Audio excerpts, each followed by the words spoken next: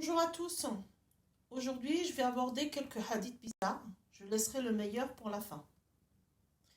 Les hadiths sont tirés du Sahih al-Bukhari, arabe-français, Maison d'Anour, édition 2023. Hadith 120. Abu Huraira a dit: j'ai recueilli de l'envoyé de Dieu deux écrins, ça veut dire deux types d'enseignements. L'un, je l'ai répandu parmi les hommes, l'autre, je ne l'ai pas répandu, sinon on m'aurait coupé la gorge. Donc il y a un petit nombre sur gorge, donc le 113. Alors il y a l'explication, donc les commentateurs ne sont pas d'accord sur la nature de ce second type d'enseignement. Suivant les uns, il s'agirait de doctrines ésotériques. Bon, je comprends pourquoi maintenant il y a tous les chiffres qu'on voit un peu partout, le 3, le 11, le 9, le 72, etc. Suivant d'autres, il faudrait entendre des hadiths contenant des allusions blessantes pour certaines personnalités. Eh ben. Donc en fait, l'autre enseignement, c'était des insultes ou sinon de l'ésotérisme. Hadith 246. D'après Ibn Omar, le prophète dit: je me voyais en train de me frotter les dents avec un frottoir quand deux hommes d'âge inégal vinrent me trouver. Comme je tendais le frottoir au plus jeune d'entre eux, on, entre parenthèses Gabriel, me dit: au plus âgé.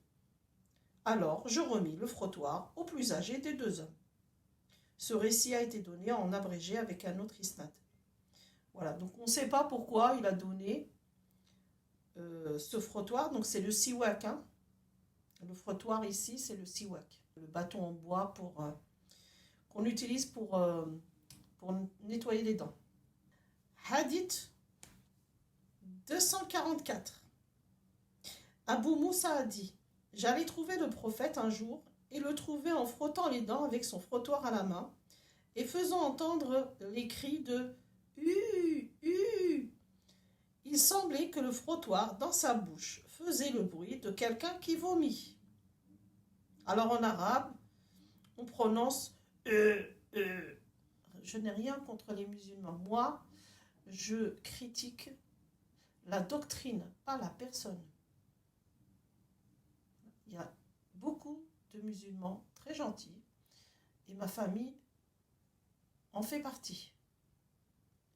Donc, chers musulmans, honnêtement, soyez honnêtes envers vous-même. Trouvez-vous ce hadith normal?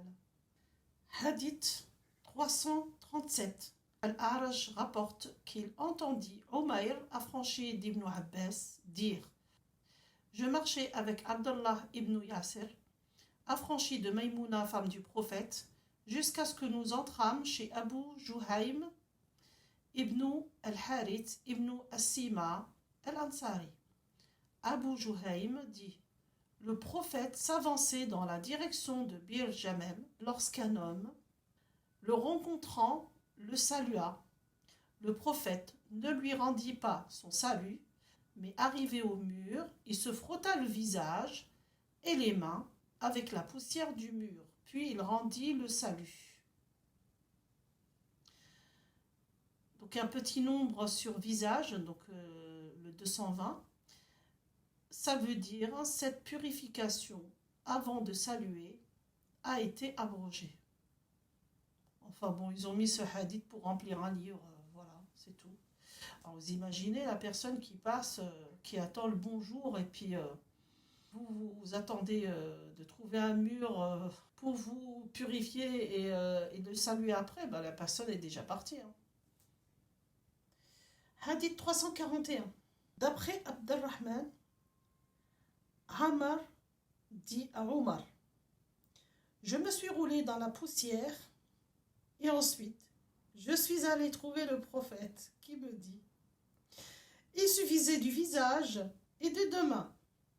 Bon, cette personne n'avait pas l'air d'être au courant qu'il fallait juste faire le visage et les mains.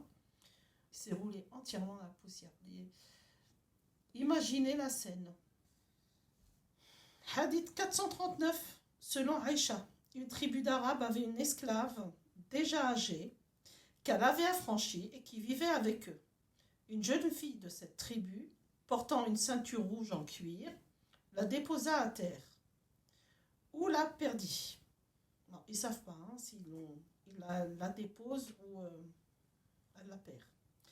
Durant une de ses sorties, un Milan qui passait par là, voyant cet objet à terre, crut que c'était un morceau de viande et l'emporta. On chercha vainement la ceinture sans réussir à la trouver. Alors on soupçonna l'esclave de s'en être emparé. On commença donc à la fouiller et on alla jusqu'à chercher dans son vagin.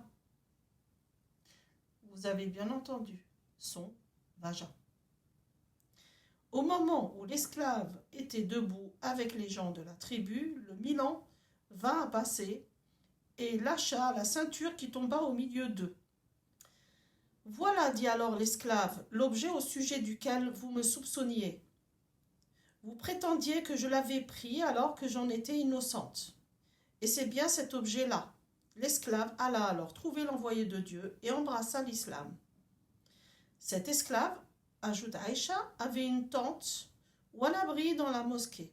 Elle venait me voir et causait avec moi.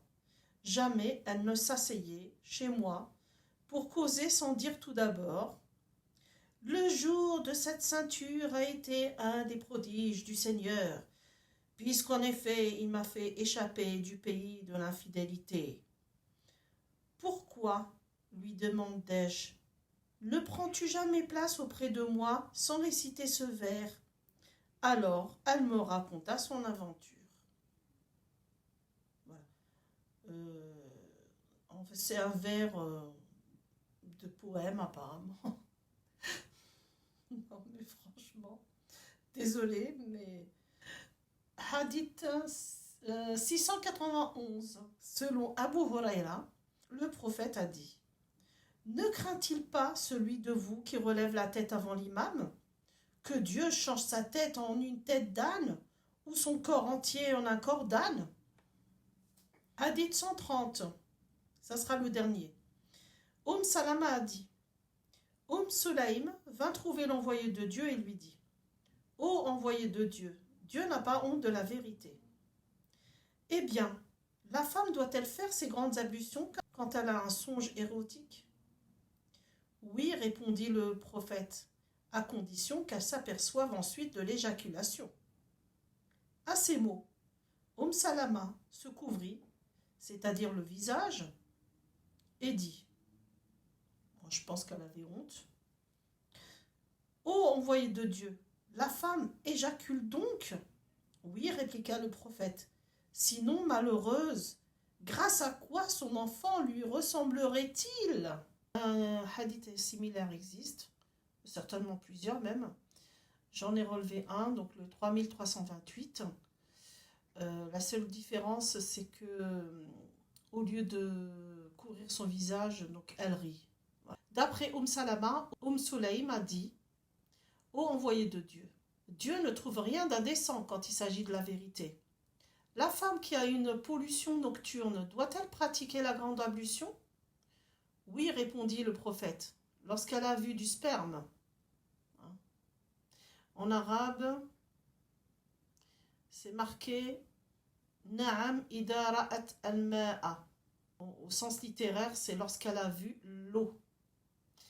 À ces mots, Salama se mit à rire et dit: Comment? La femme a du sperme? Et alors, s'il n'en était pas ainsi, répliqua l'envoyé de Dieu, comment l'enfant lui ressemblerait-il? Voilà, donc je vous laisse sur ce dernier hadith. Je vous dis à la prochaine vidéo. N'oubliez pas, s'il vous plaît, de vous abonner, liker, commenter et partager. À la prochaine.